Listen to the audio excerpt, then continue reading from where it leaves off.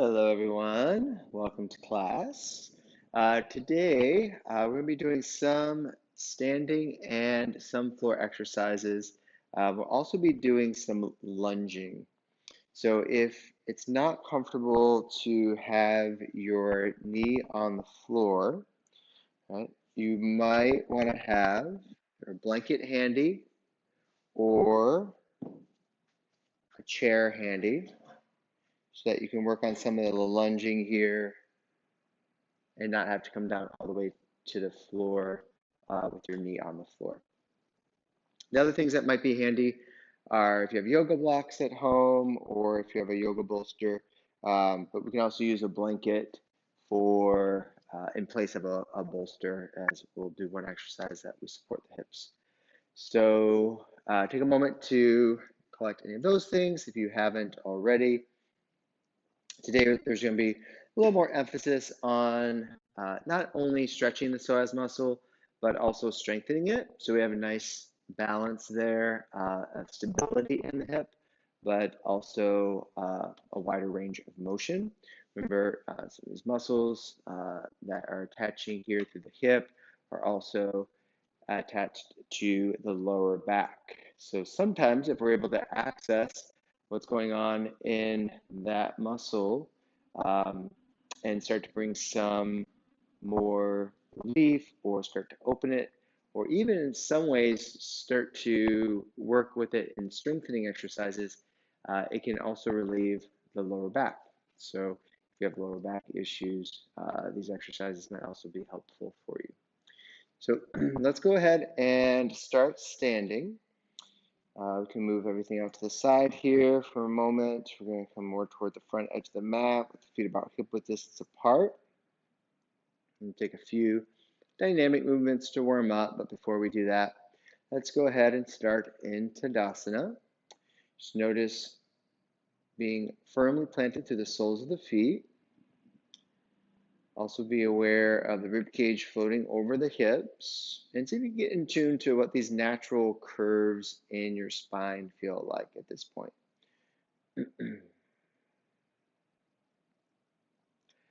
Continue to regulate the breath. So at this point, we're taking about a 4 or 5 second breath in, 4 to 5 second breath out, longer breaths if they're comfortable.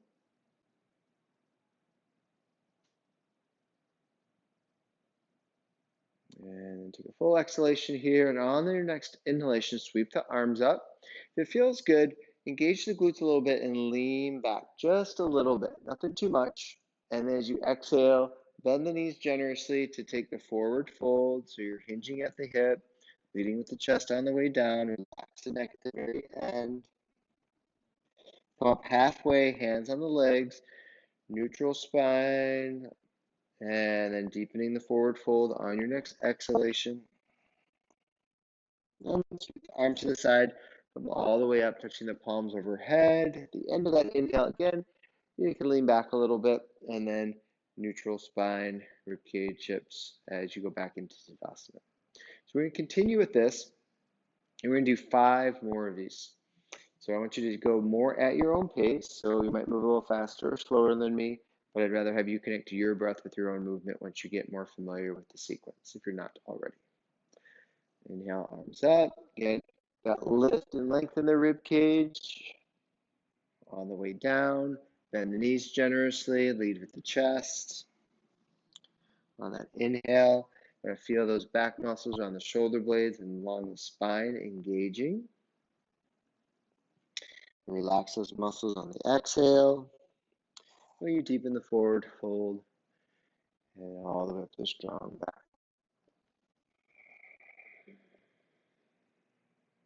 Continue this at your own pace, allowing the repetition of the movements to start to free up the front line, back line, a little bit of a side stretch as we're lifting the arms up.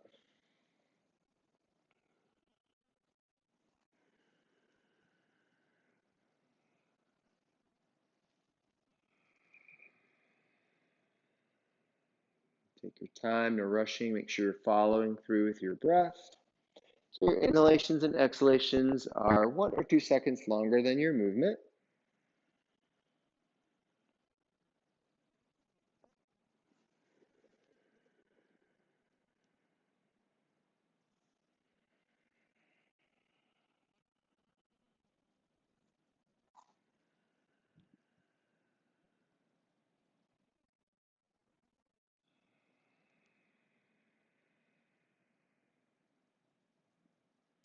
Let's do one more round, last round.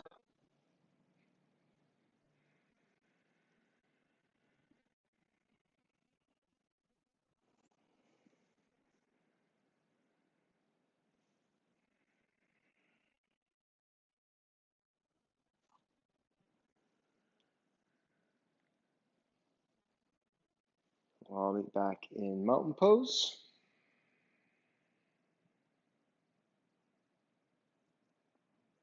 And this is where you'll choose, we're going to do some lunging here, to have the chair in front of you, the back of the chair, be more supportive. We're going to take your right foot back, leave the back heel up, take it back far enough so you can settle down into the hip here.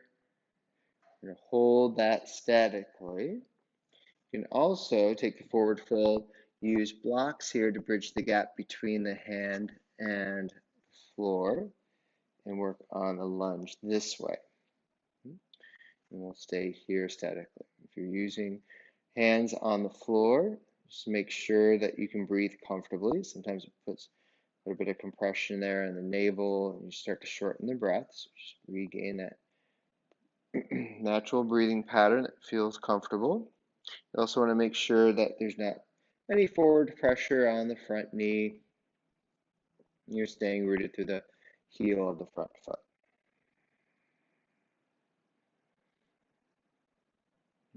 And we'll shift forward. You can take the blocks with you if you're using the blocks.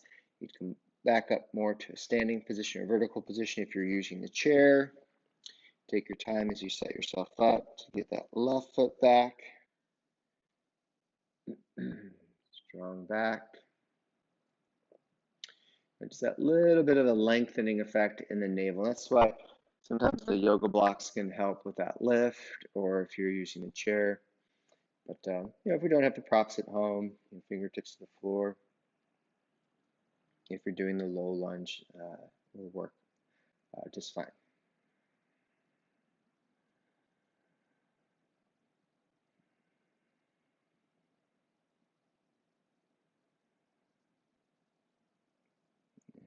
And then we'll take the blocks with us. We're using the blocks, take left foot forward.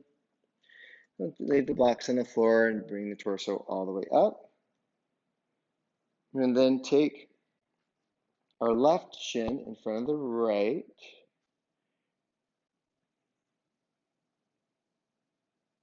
Root through both feet, find your balance.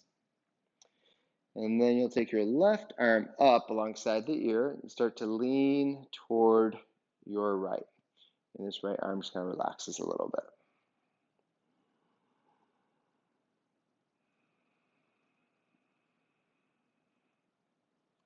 Check in with your breathing pattern.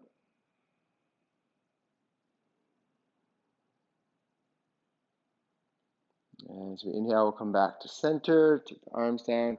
We'll change the legs. Right leg in front. Right arm goes up. And lean toward the left.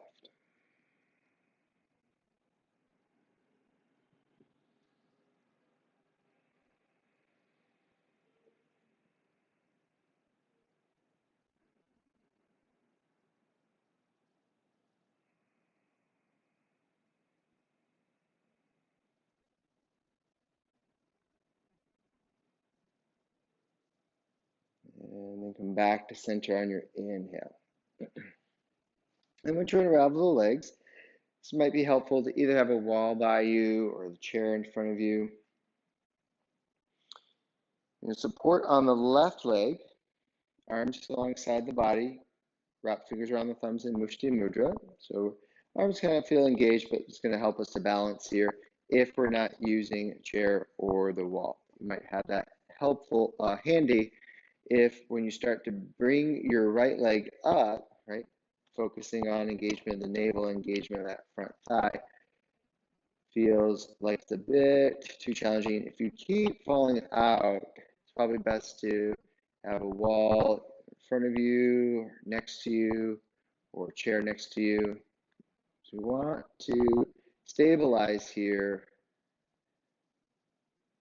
Good, maybe 20 or 30 seconds. So we're going to be here for a while.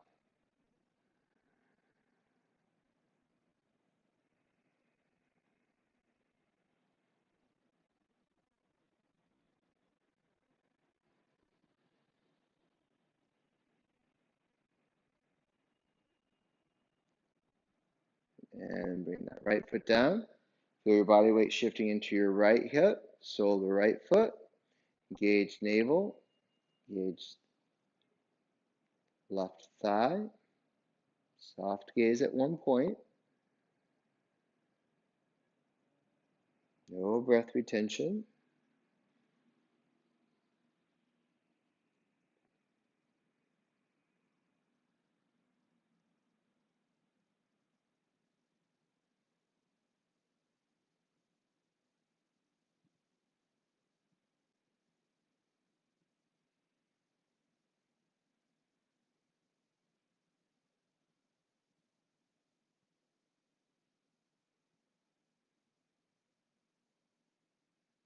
Three, and lower. Good. So next one, if you're not coming down to the knee, this is one where you'll take the lunge. And then because we're going to take the hands away, once you have the lunge, make sure the heel is down if you're standing. So you're doing just a little bit different of a posture here if you're not able to bring the knee down all the way to the floor. And again, if you need more cushion for the knee, you can use a blanket or double up the mat. Make sure the knee is comfortable. Oops.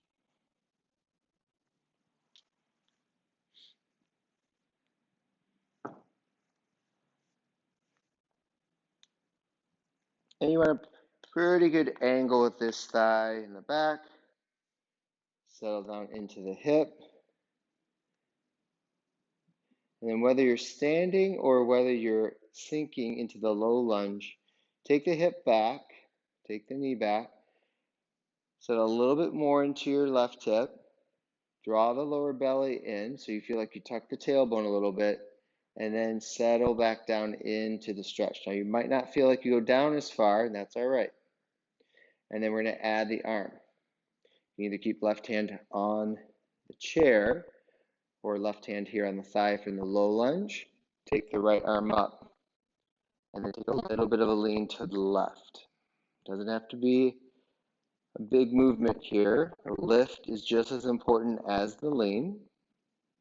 Hold the shape and breathe deeply.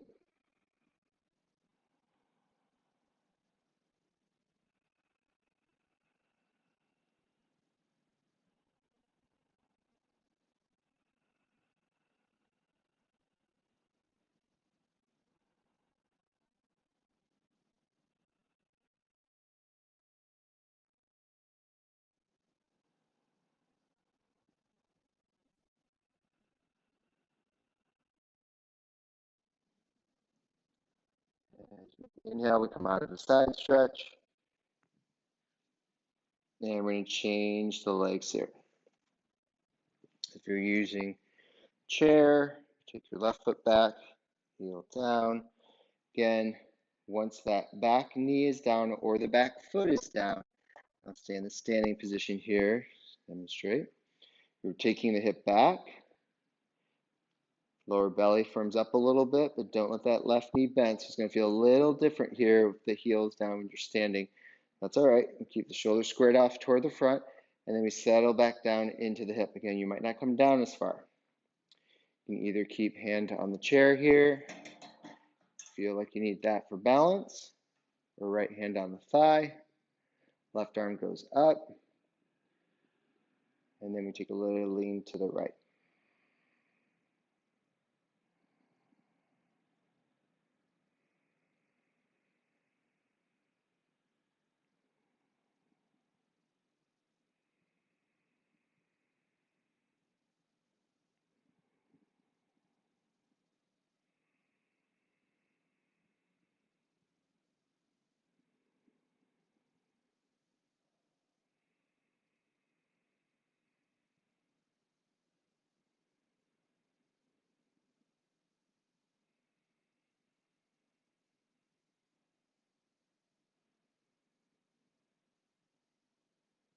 The side stretch on the inhale. And then we take the left foot forward. And then the next posture, if you're coming down onto all fours, you're going to move one leg back like so. So you're extending the leg, engaging the glute. And then you're going to engage the navel and the front of the hip to draw the knee toward the chest. And you go back and forth, engaging the glute, engaging navel and hip. Okay? You'll do that 7 times on each side. If you're not coming down onto the knees, again, you can use a blanket if it makes it comfortable. You're just kind of leaning forward a little bit onto the top of that chair, and then you're lifting and then extending. It doesn't have to go up high, and you don't want to lift the hip up to the side in either of those options. You're going to straight back, engage glute, and then forward. 7 times on each side. Just take your time with that.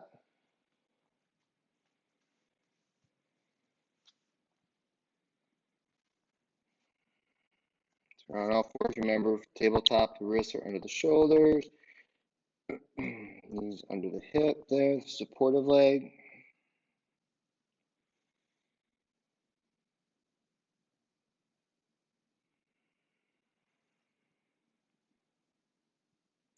Seven times on one side, we switch.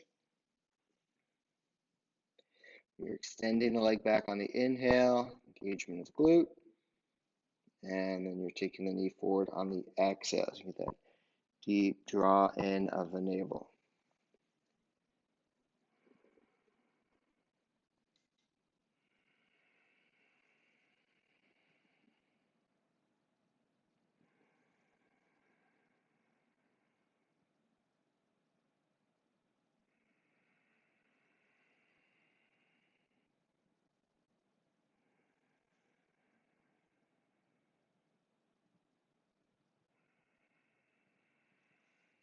The hips nice and even or squared off.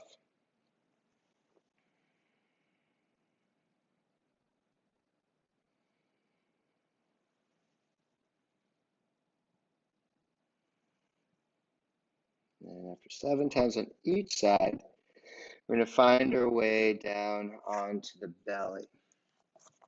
So careful if you've been using the chair to get your all the way down to the floor here. Flat on the belly and thighs. And the first thing we'll do is Naprasana. This is more of a resting pose where the belly feels nice and long, flat on the floor. Make adjustments in the legs so that the toes can touch and the heels can fall away from each other. You'll cross the wrists and let the chin rest on crossed wrists.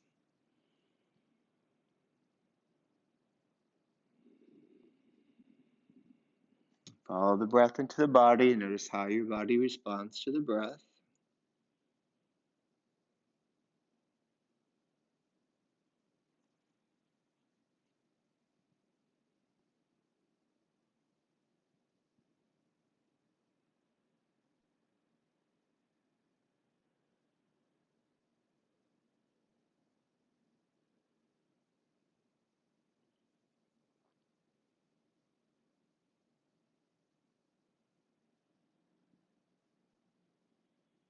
And we're going to lift the head up. Get your feet more hip-width distance apart. Get elbows under the shoulders, forearms and wrists shoulder width distance apart. Move the elbows a little bit further forward if it feels like it's a bit much on the lower back.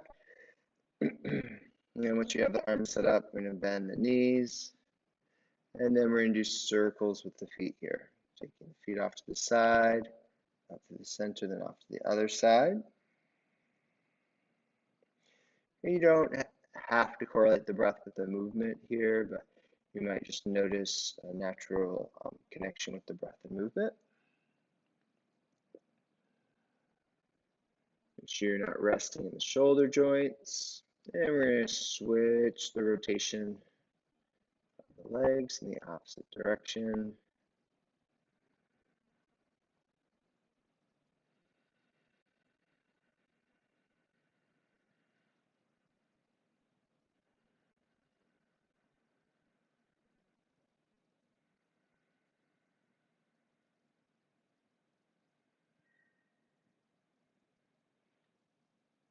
And then we're going to take the legs down and then slide your right knee up toward the hip, right? So right knee goes off to the side about a line with your hip, about a 90-degree angle with your right knee. And then keep the lift to the chest here.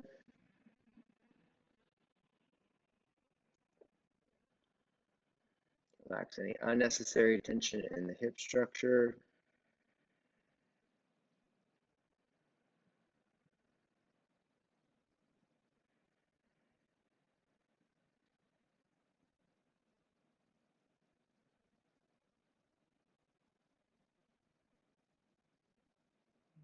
Engage the glute there on the right side to take the right leg back straight. And then engage the left glute to take the left leg off to the side. Re-engage the back so you maintain that lift in the chest. Remove any unnecessary tension in the hip. 5-second breath in, 5-second breath out. Remove any unnecessary tension in that right leg.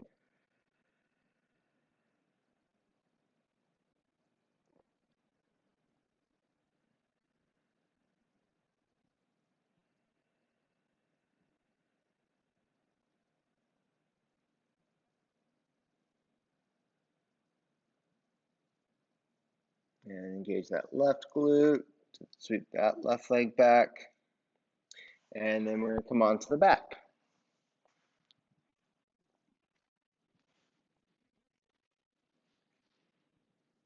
Now, once you're on the back, you're going to get both knees bent, 90-degree angle at the knee, 90-degree angle at the hip. See right here. And then take arms alongside the ears. If you feel like it's too much for the shoulders, you can take arms to a goalpost position. The elbows are bent. Otherwise, arms can be straight up alongside the ears. We're going to hold the shape here. And while we're holding, I want you to feel like you draw the navel toward the floor. So feel like you draw the navel toward the floor. Tailbone feels like it tucks toward the wall that your feet are facing.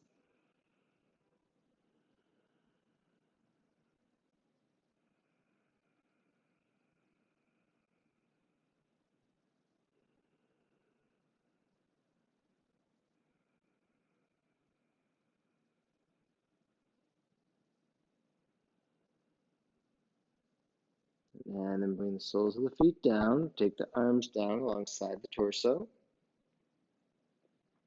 And then with the feet down, make sure that they're about hip width distance apart and parallel, like railroad tracks. About palms width away, if not pretty close to that distance. And then engage the glutes. Stay rooted through feet and lift the hips up for bridge. Make like minor adjustments here as you flip the palms up toward the sky and get the shoulder blades squeezing in together a little bit more to engage the upper back. Make sure you're not rolling onto the outer edges of the feet. You feel firmly planted through the heels and the ball mounts of the toes.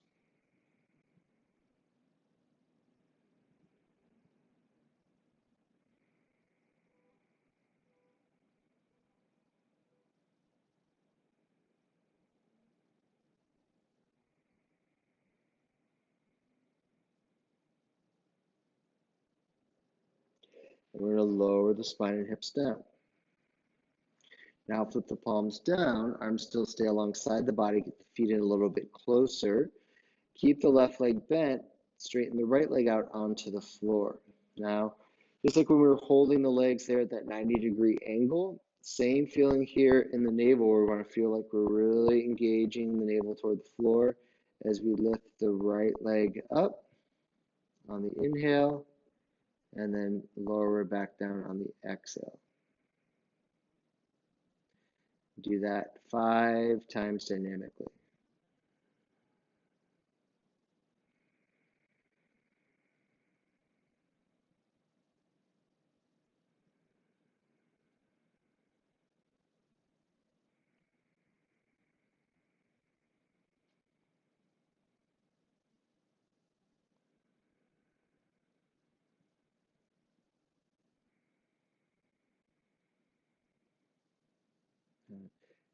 After 5 times, you're going to bend the right knee and bring the sole of the right foot to the floor. Straighten the left leg out. I'm going to change sides there. Engage the navel. Inhale, leg lifts up. Exhale, lower leg down.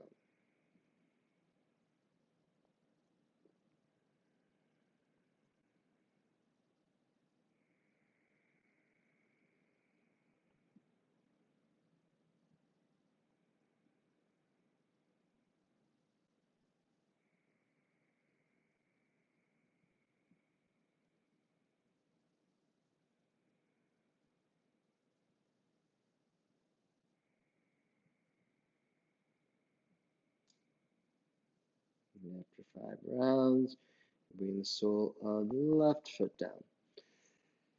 Then we're going to do one seated posture. There'll be a couple variations that you can play around with. You can either roll off to the side or wrap yourself up symmetrically. And for staff pose, you can elevate the hips and or bend your knees here to get as best as you can lift and length in your torso. Now, I'll give you a couple of options, either pushing into the fingertips or the palms being on the floor with the wrists maybe an inch or two behind the hips. That would be more of a supported option. If you want, you can take arms up alongside the ears, the palms facing each other, adding a little bit more of a strengthening component. Soft gaze toward the toes.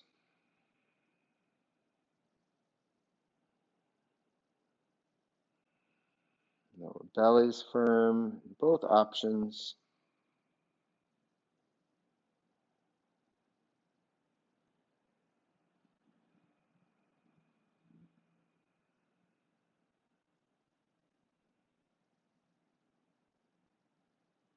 Five more seconds.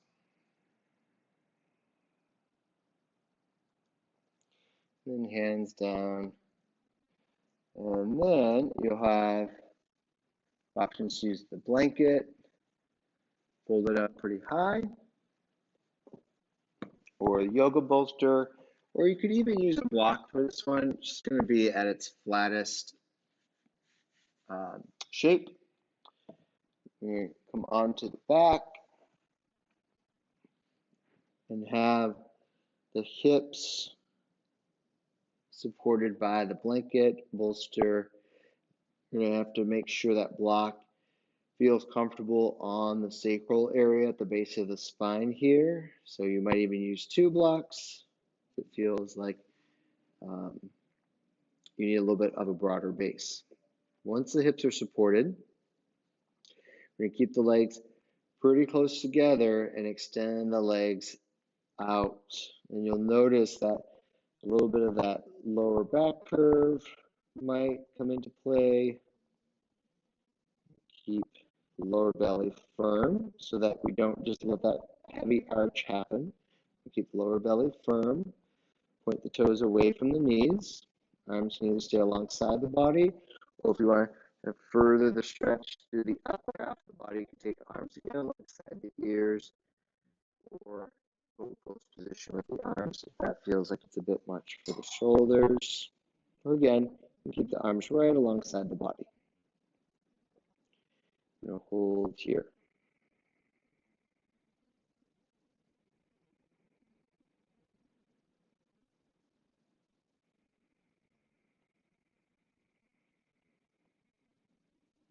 When we hold the shape, see if there's any unnecessary tension in the body. So there's some activity to hold the shape, right? So we've got some muscles engaged here.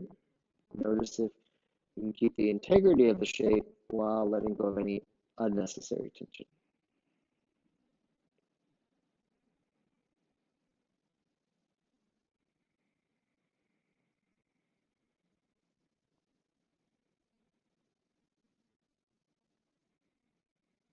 Checking in just to make sure you're not giving into that heavy arch in the lower back. There'll be an arch in the lower back, but again, you don't want to give into it 100%.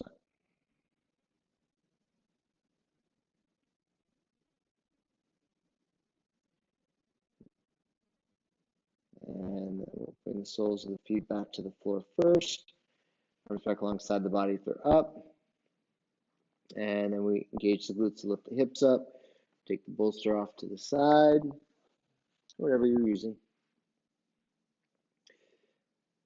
And then from there, bend the knees, soles of the feet on the floor, mat width distance, arms T formation, and we'll do a little windshield wiper movement, taking knees to one side, and the head goes to the other side. And from side to side, at your own pace, connect your breath with your own movement.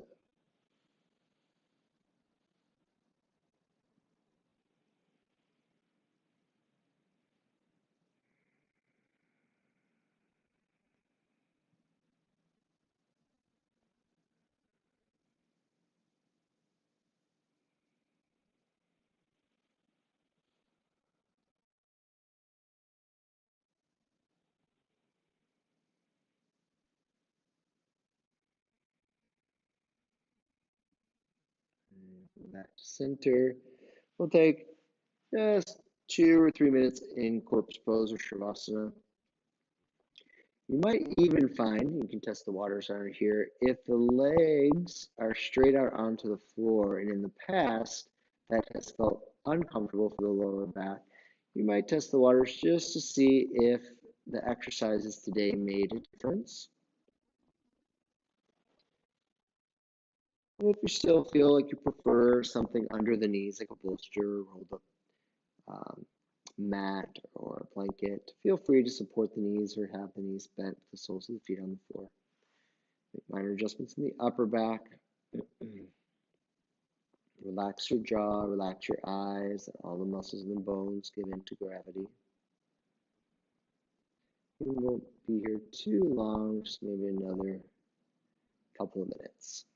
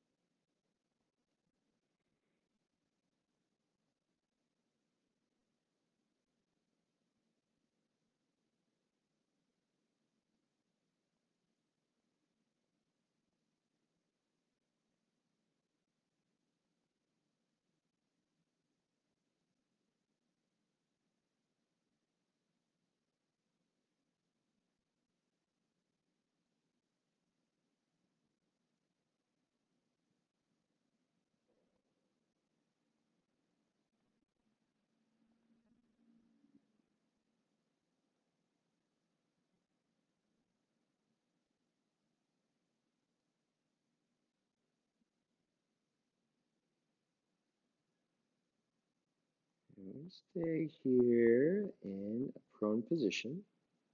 I'm sorry, supine position on the back. Focus on the breath coming in through the nostrils. We're going to pay particular attention to any subtle sensations or take our attention through the lower belly, lower back, and hips. You can get in tune to this expansive quality of the inhalation. As you take your next breath in, follow the sensations through the nostrils and take your attention down into the lower belly, lower back, and hips. And keep the breath in for just a couple of seconds. And exhale. Notice if any residual tension in the hip structure, lower back, or belly gets released. As you continue to do this at your own pace, if longer breath retention feels okay for you, feel free to hold the breath in for anywhere between 5 to 10 seconds. Otherwise, you can stay with a very short internal breath retention. And at any point, in any way, the breath retention makes you feel uneasy or anxious, let the breath retention go.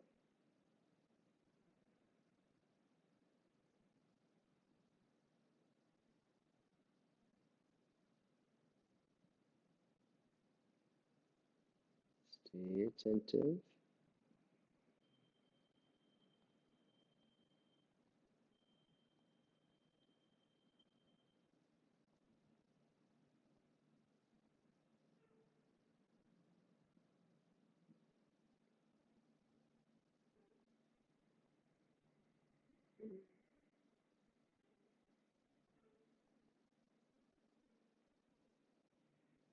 One more time.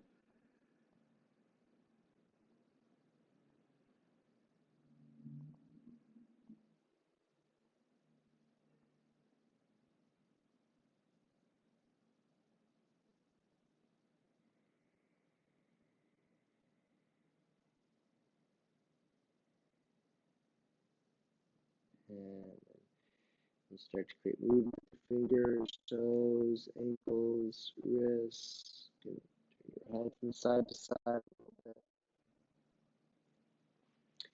Stretch the arms up overhead next to the ears.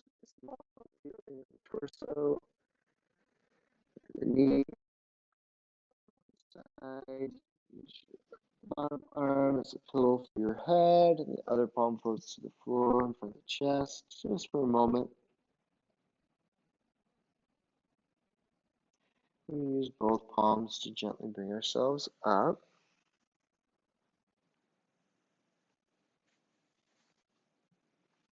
Into any comfortable seated meditating position, where you can use a block, bolster, or a blanket again to elevate the hips.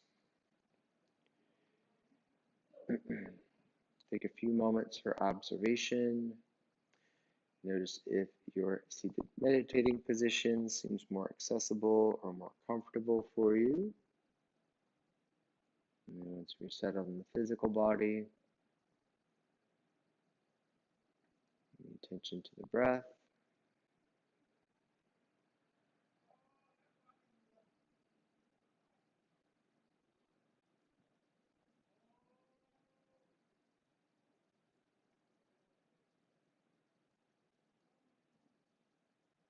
Last minutes here to observe. Any thought, feeling, emotion arises, any colors or images appear.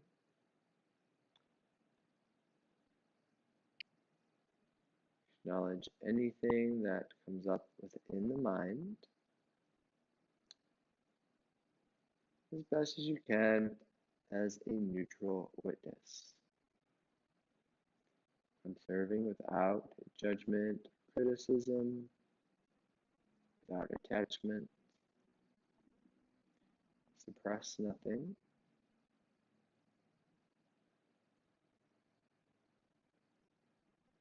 If you do find attachment or repetitive thought or judgment arise, bring your attention back to the breath.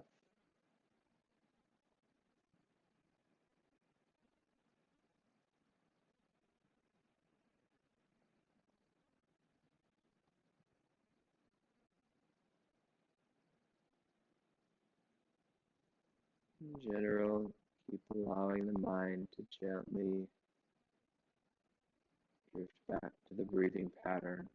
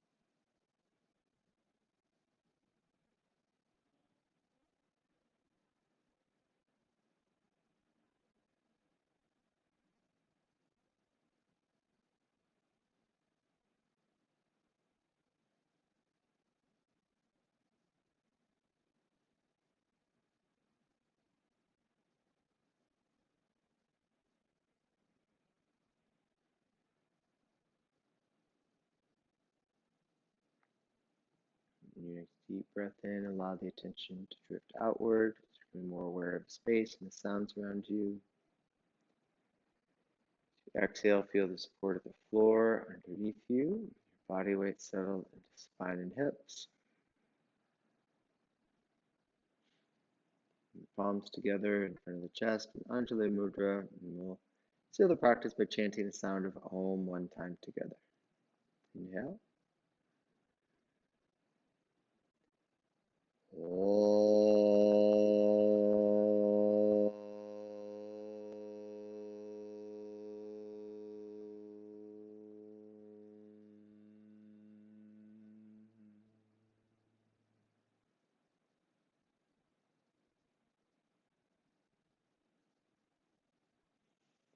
Namaste.